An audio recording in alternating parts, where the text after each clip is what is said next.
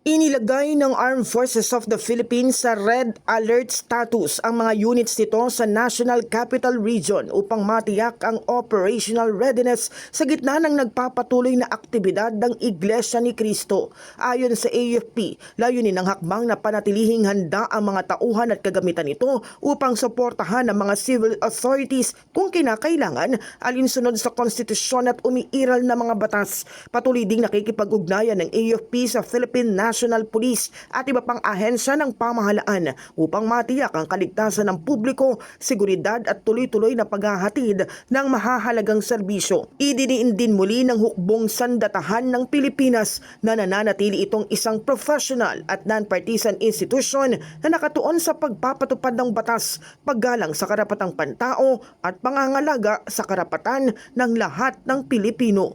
In the heart of changing lives, ako si Brigada Cas Austria ng 105.1 Brigada News FM Manila, the Music and News Authority.